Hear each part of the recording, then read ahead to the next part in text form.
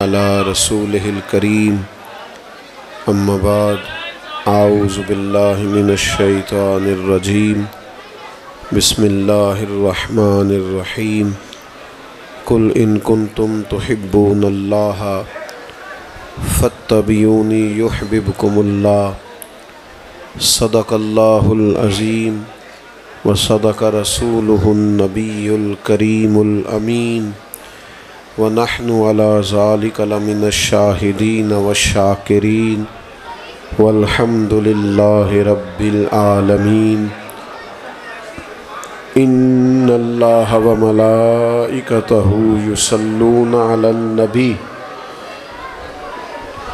يَا أَيُّهَا الَّذِينَ آمَنُوا صَلُّوا عَلَيْهِ وَسَلِّمُوا تَسْلِيمًا الصلاة والسلام عليك يا رسول الله وعلى آلك وأصحابك يا حبيب الله الصلاة والسلام عليك يا سيدي يا نبي الله وعلى آلك وأصحابك يا حبيب الله حمد و صلاة کے بعد جتنے دوست کھڑے ہیں نا جی فوراً بیٹھ جائیں، آپ کی بڑی مہربانی، جو کھڑا بیٹھ جائے، اللہ جزا دے، اب دیر نہ کریں جی، آپ بولے نہیں جی یہ دوست بات نہ کریں، مہربانی کریں، بیٹھ جائیں جی، آپ کو سمجھنا چاہیے، تشریف رکھیں جلدی سے، بیٹھ جاؤ میرا بھائی، بڑی مہربانی، اللہ آپ کو سلامتی، موبائل اونچا کریں گے آپ تو پچھلوں کو تکلیف ہوگی جی، بڑی مہربانی، اطمینان سے، موسم سخت ہے گرمی کا تو زیادہ باتیں نہیں کرنی، چند ایک گزارشات کرنی، ایک دفعہ مل کے درود شریف پڑھ لیں سارے دوست۔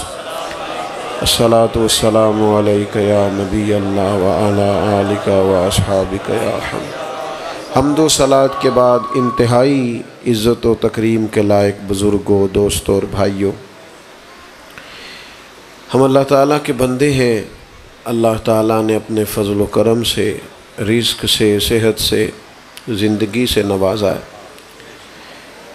اور جب اللہ تعالیٰ کسی بندے کو ساتھ ایمان کی توفیق بھی عطا فرمائے تو پھر اس بندے کی شعوری آنکھیں کھل جاتی ہیں اور اسے سمجھ آ جاتی ہے کہ زندگی کی اصل کامیابی اپنے رب کو راضی کرنا ہے۔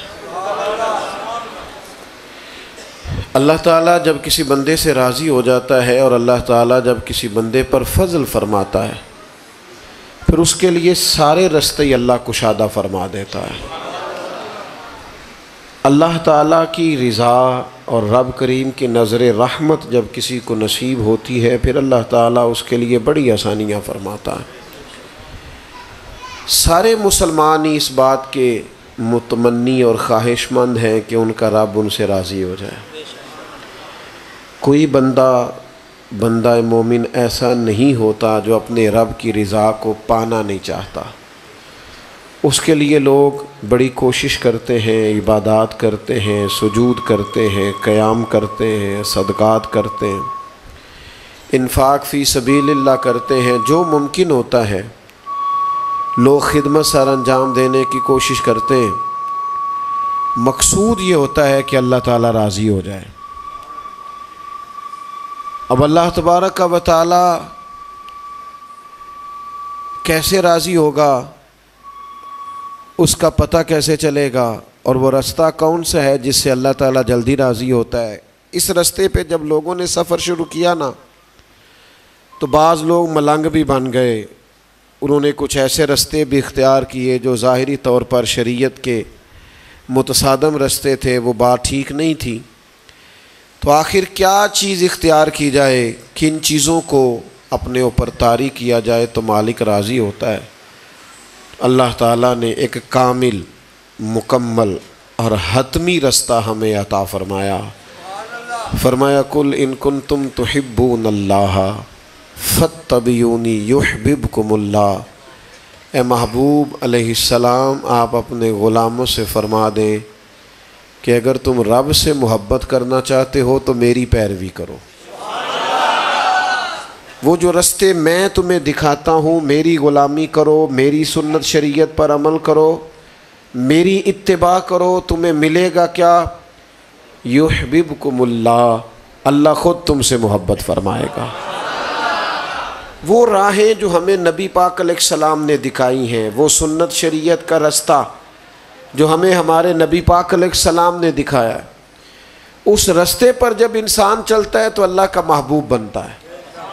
یہ زندگی کی جتنی مشکلات ہوتی ہیں، ذہن کا جتنا انتشار ہوتا ہے، مزاج کی جتنی بے سکونی ہوتی ہے، وہ ساری اس وقت حل ہو جاتی ہے جب بندہ اپنے رب کا محبوب بنتا ہے۔ جب اس پر اللہ کی نظر رحمت ہوتی ہے، ساری چیزیں ٹھیک ہو جاتی ہیں۔ آپ کو پتہ ہے 313 تعداد تھی صحابہ کی، اور ان کے پاس 6 زرہیں 8 تلواریں، یعنی مختصر سا اسلحہ تھا، لیکن جب وہ بدر کے دن 1000 کے مقابلے میں نکلے تو جیت اس لیے گئے تھے کہ وَلَقَدْ نَصَرَكُمُ اللَّهُ بِبَدْرٍ، اللہ فرماتا ہے میں نے مدد کی تھی تمہاری بدر میں۔ جب اللہ مددگار ہو جائے، جب اللہ پیار کرے، جب اللہ عطا کرے، جب اللہ نواز دے، پھر حالات کچھ اور کے اور ہو جاتے ہیں۔ یہ پانی والے دوست بھی بیٹھ جائیں جی ہم انشاءاللہ برداشت کریں گے جی، آدھا گھنٹہ کچھ بھی نہیں ہوتا، اللہ آپ کو سلامتی عطا کرے، آپ تشریف رکھیں۔ بڑی مختصر سی بات ہے، آپ غور فرمائیں گے، ایک مختصر اور جامع رستہ اور مکمل رستہ کہ نبی پاک کی غلامی کرو، حضور کی سنت اور شریعت کو اپناؤ، نبی پاک کے رستوں کے مسافر بنو۔ بندہ کہیں سے بھی اور تربیت لیتا ہے نا، ہمارے ہاں موٹیویشنل اسپیکرز ہوتے ہیں، ہمارے ہاں ذہن کو تربیت دینے والے دانشور ہوتے ہیں، ادیب ہوتے ہیں، اچھا کہنے والے لکھنے والے ہوتے ہیں، لیکن اگر وہ کتاب و سنت کی روشنی کے بغیر ہماری تربیت کریں گے نا تو اور جتنی بھی تعلیمات ہیں دنیا میں وہ ناقص ہیں۔ مکمل صرف نبیوں کی تعلیم ہوتی ہے۔ تو جس تعلیم کے پیچھے رسول اللہ صلی اللہ علیہ وسلم کی تعلیمات ہوں گی وہ تعلیمات عروج دیں گی۔ اگر ہم مکمل ایسی زندگی گزارنا چاہتے ہیں جس میں ہم کامیاب بھی ہوں، کاروباری لحاظ سے بھی، خاندانی لحاظ سے بھی، پھر ہمیں اتباع رسول کرنی ہے، نبی پاک کے نقش قدم چلنا۔ لیکن اس میں بھی کچھ چیزوں کا خیال رکھنے کی ضرورت ہے۔ ہمارے ہاں 2 4 5 سنتیں لوگوں میں زیادہ مشہور ہیں۔ لوگوں کا خیال ہے کہ شاید محض داڑھی رکھنا، پگڑی باندھنا، میٹھا کھانا، مسواک کرنا، یہی 2 4 چیزیں سنت ہیں، اور بہت سارے لوگ اسی میں چیزوں کو بند کر لیتے ہیں۔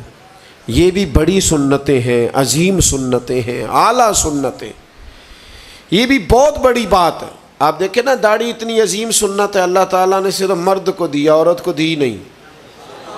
اور آپ جتنی مرضی بڑی داڑھی رکھ لیں اس کا وزن ہی کوئی نہیں ہوتا، یہ آپ کے وجود کا حصہ ہے۔ اور بغیر داڑھی کے کوئی بندہ اچھا لگے تو لوگ کہتے ہیں پیارے لگ رہے ہو، خوبصورت لگ رہے ہو، اور داڑھی کے ساتھ اچھا لگے وہ تعریف ہی بڑی معنی خیز ہے۔ لوگ کہتے ہیں کتنا نورانی چہرہ ہے، اس تاریخ کے اندر، اس تعریف کے اندر ہی حسن الگ ہے۔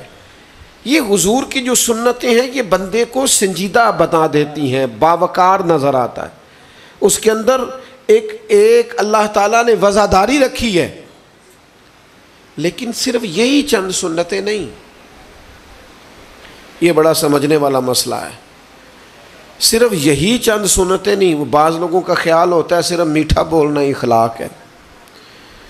میٹھا بولنا بھی اخلاق کا ایک حصہ ہے، پر کل اخلاق میٹھا بولنا نہیں۔ میٹھا تو لوگ اپنے مطلب کے لیے بھی بولتے ہیں، کوئی کام نکلوانے کے لیے بھی بولتے ہیں۔ ہمیں دین کا، شریعت کا اصل مزاج سمجھنا ہے۔ صرف میٹھا بولنا ہی سنت نہیں، بلکہ ہر وقت سچ بولنا حضور کی سنت ہے۔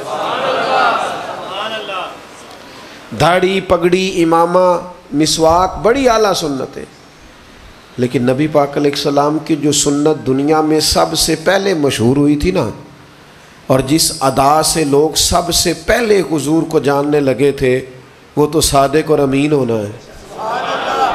جو پہلا تعارف لوگوں کو نبی پاک کا ہوا تھا وہ یہ تھا کہ سچ بولتے ہیں، امانت میں خیانت ہے۔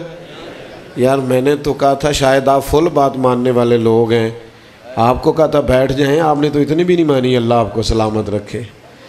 آپ زیادہ تر نے مان لی، لیکن چند ایک دوست ہیں جو کوئی ضد سی کر بیٹھے ہیں، پتہ نہیں کیا وجہ ہے۔ وہ بیٹھ جاؤ یار، پیار کی بات۔ اصل میں بہت سارے لوگ آئے ہوئے ہیں ماشاءاللہ، تو آپ کھڑے ہوتے ہیں تو پچھلوں کو تکلیف ہوتی ہے، اللہ آپ کو سلامتی عطا فرمائے۔ تے نالے گرمی جڑا تقریر کرتا ہے جو انہوں سما زیادہ لگ دیجئے، یہ نہ سمجھے آپ کو اکیلے لگ رہی ہے، تو آپ مہربانی فرمائیں. نہیں آپ بولیں نہیں جی، بولنے سے مسئلہ ہوتا ہے. چپ کرانے والے بھی چپ کر جائیں جی، بڑی مہربانی. تھوڑی سی تو باتیں، کہیں سارا وقت ٹھیک ٹھاک کرنے میں نہ گزر جائے ماحول کو. تو سچ بولیں، دیانت دار. آپ کو پتہ ہے جو بندہ سچ بولتا ہے اس کو سب سے بڑا فائدہ کیا ہوتا ہے؟ سچ بولنے والا آدمی با اعتماد بندہ ہوتا ہے. سچائی آپ کو با اعتماد بناتی ہے، لوگ آپ پر اعتماد کرتے ہیں کہ یہ بندہ ٹھیک ہے. کبھی اپنی زبان سے کسی بھی طور پر جھوٹ نہ نکالا جائے، بددھیانتی نہ کی جائے. یہ حضور علیہ السلام کی سنت ہے. اس خطہ بر صغیر پاک و ہند میں اسلام صوفیاء نے پھیلایا ہے، لیکن اسلام کا تعارف یہاں عرب تاجروں نے کرایا تھا. تاجروں نے دکانداروں نے، کاروباری لوگوں نے. عرب کے لوگوں سے جب ہندوستان کے لوگوں کی تجارت ہوئی، کاروبار ہوا، انہوں نے دیکھا یار یہ بڑے صاف ستھرے ہیں مال کے، بڑا ان کے اندر احتیاط پائی جاتی ہے، اپنے وعدہ پورا کرتے ہیں، ٹائم پر جو چیز کہتے ہیں وہ پہنچاتے ہیں، بڑے کھرے ہیں لین دین کے. تو ہندوستان کے لوگوں نے ان سے پوچھا تم کس مذہب کے ماننے والے ہو جس میں اتنی پاکیزگی ہے، وعدوں کی پابندی ہے، دیانت داری ہے، کس دین کے ماننے والے ہو؟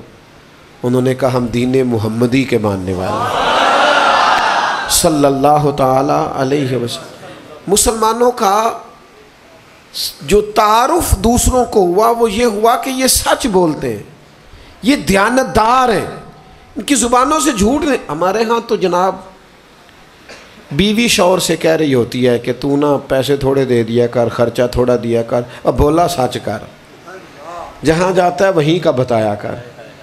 یہاں تو کہیں کسی بندے نے مجبوراً ہی کہا تھا، کبھی اپنے بیٹے سے مجبوری ہو گئی ہوگی، اس نے مجبوراً کہا کہ باہر جو آیا اسے جا کے کہہ دو کہ میں گھر پہ نہیں. چلو مان لیتے ہیں 2 منٹ کے لیے مجبوراً کہا ابا نے، اس بندے سے کہہ دو کہ میں گھر میں موجود.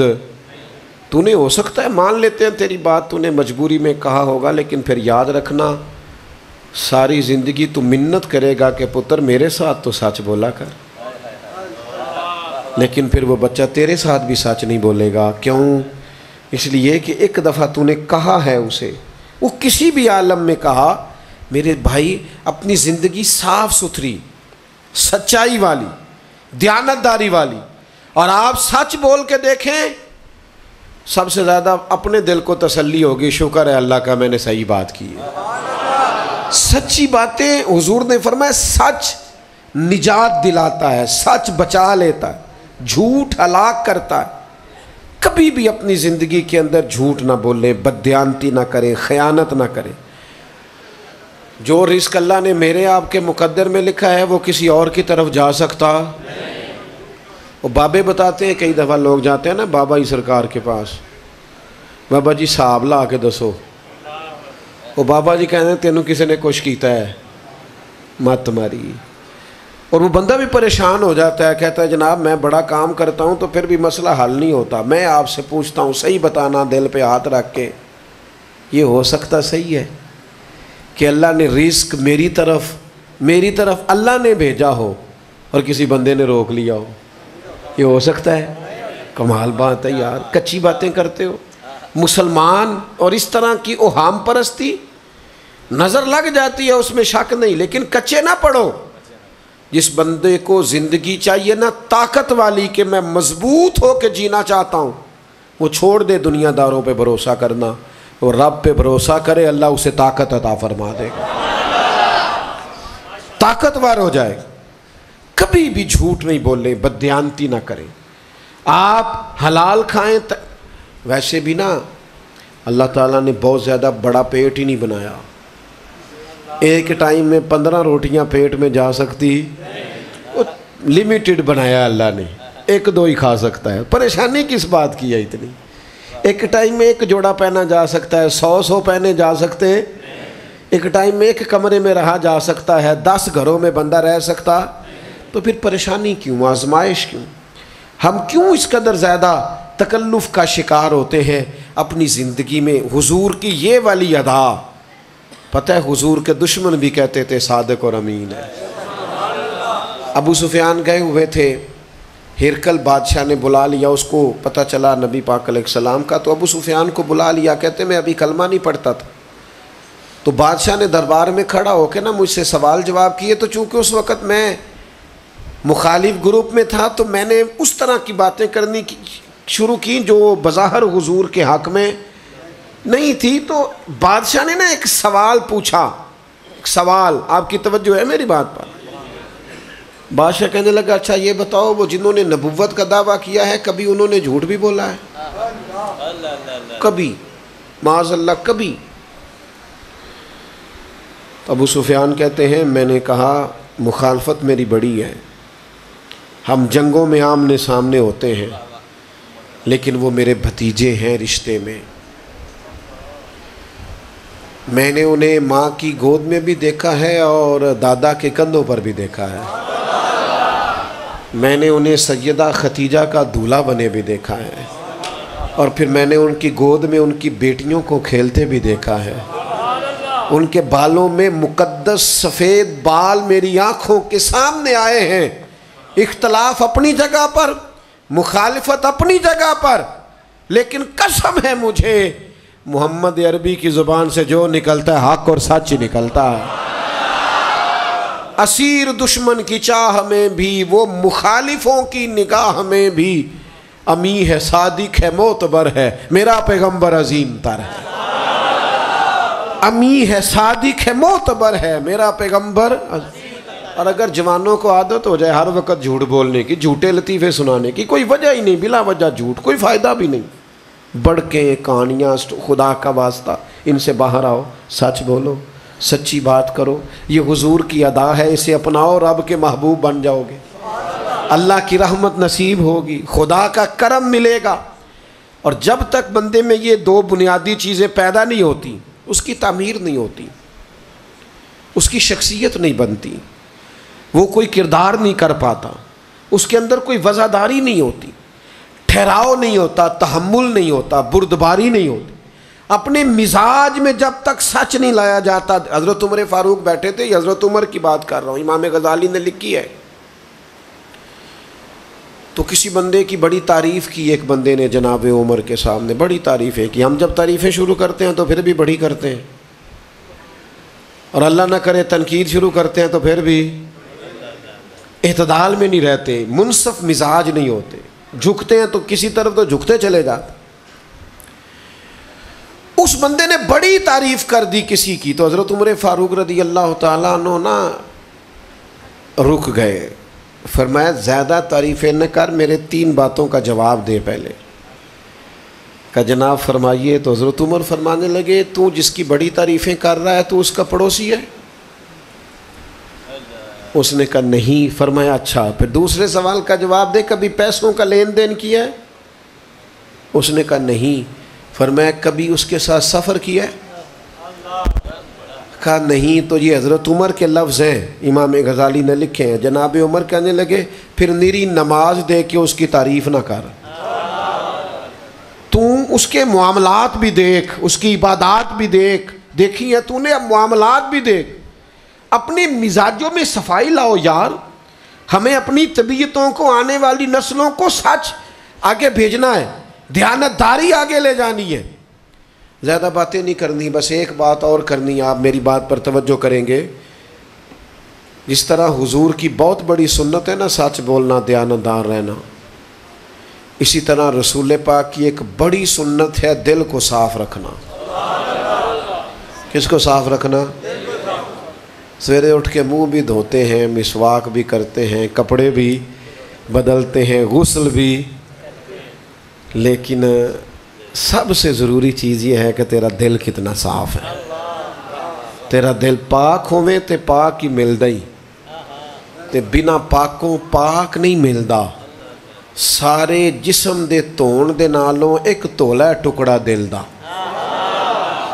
ہم نا یہ تھوڑی سی مٹی لگ جائے نا کپڑوں پہ، جسم پہ، تو بندہ بے چین رہتا ہے۔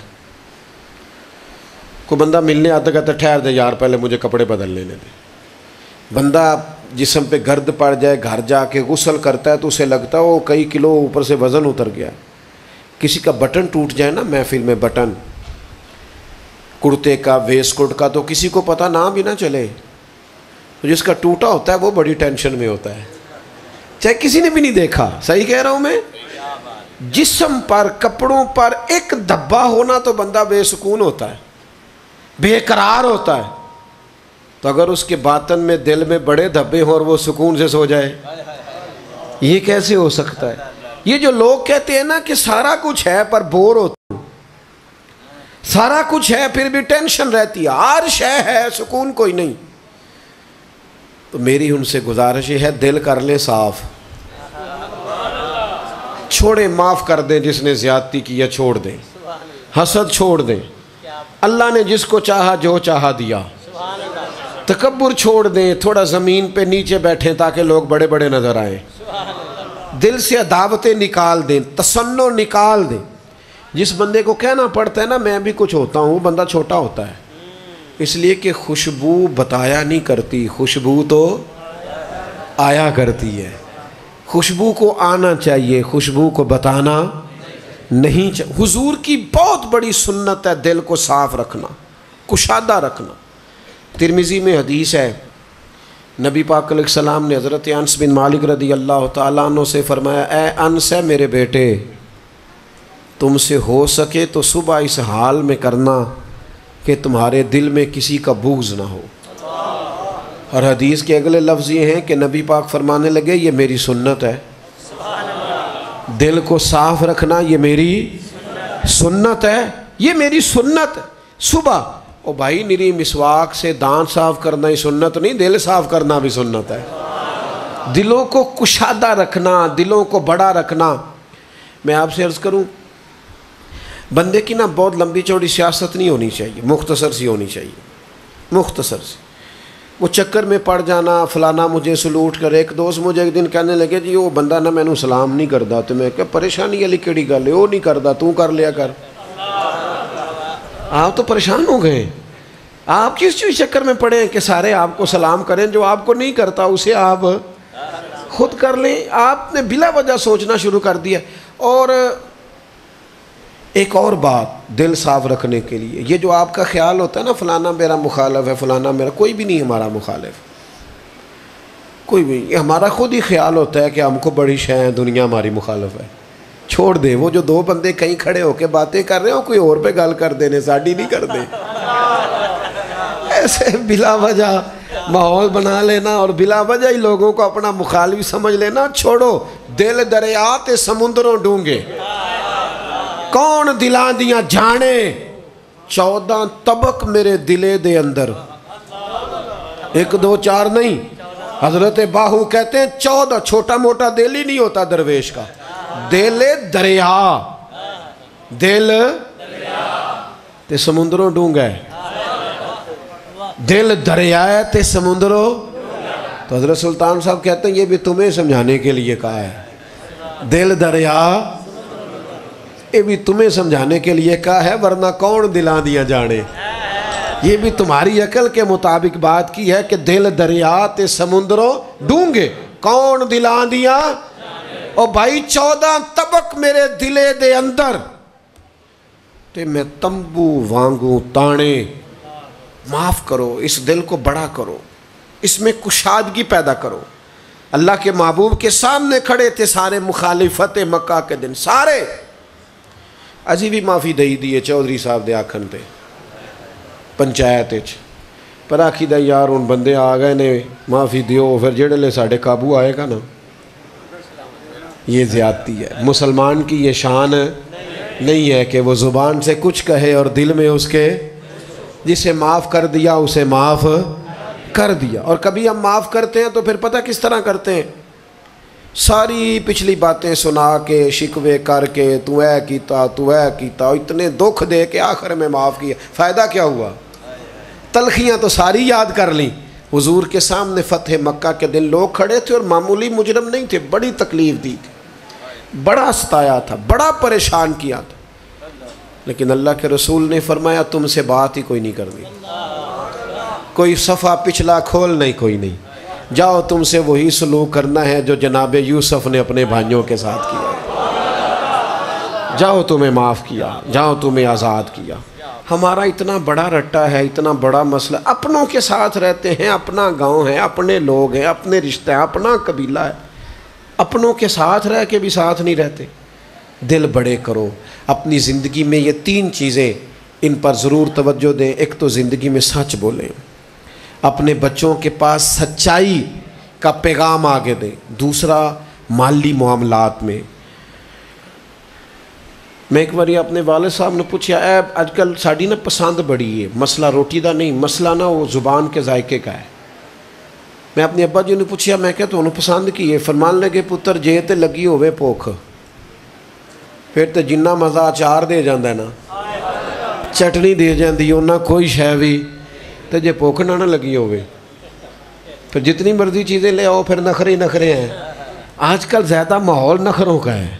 روٹی تو اللہ تعالیٰ عطا کرتا ہے، لمبا نہ بھاگو، رزق طیب کھاؤ۔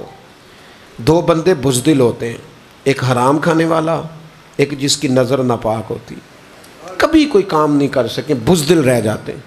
جن کی نظریں صاف ستھری ہوں، باوقار ہوں، ماں بہن بیٹی کے معاملے میں حیادار ہوں، وہ بہادر لوگ ہوتے ہیں۔ اور ایک جو لقمہ حلال کھائیں وہ بہادر ہوتے ہیں۔ اور تیسری بات یہ کی ہے کہ زندگی میں کبھی بھی عداوتیں نہیں پیدا کرنی، مخالفتیں نہیں کرنی۔ اللہ کی بارگاہ میں دعا ہے، جو میں نے کہا ہے اللہ قبول فرمائے، جہاں بھول گیا ہوں اللہ تعالیٰ درگزر فرمائے۔ آگے محفل چلے گی جی؟ اللہم صلی علی سیدنا محمد وآلہ وبارک وسلم۔ اللہ اس سخت موسم میں اتنے سارے لوگ آئے، ایک ایک پہ اپنا فضل فرما، ایک ایک پہ اپنی رحمت فرما، سب کو برکتیں اور سعادتیں عطا فرما۔ اللہ کریم تمام بیماروں کو شفا عطا فرما، تمام بیماروں کو شفا عطا فرما، مقروضوں کو قرض کے بوجھ سے رہائی نصیب فرما، تنگ دستوں کے رزق میں وسعت فرما، امت کے حق میں رحمت والے فیصلے فرما، عالم اسلام پر اپنا فضل و کرم فرما، میرے وطن عزیز پاکستان کی خیر فرما۔ اللہ کریم ہمارے حال پہ رحمت فرما، ہمارے ساتھ درگزر والا معاملہ فرما، دنیا ہو یا آخرت ہو ہماری پردہ پوشی فرما۔ اللہ خاتمہ ایمان پہ فرما، صبح قیامت کی ذلت و رسوائی سے بچا۔ اللہ اپنی رحمتوں کا سایہ دراز فرما، اپنا فضل اور احسان فرما۔ رب اغفر وارحم وانت خیر الراحمین، وصلی اللہ تعالی علی حبیبہ سیدنا محمد علیہ وسلم۔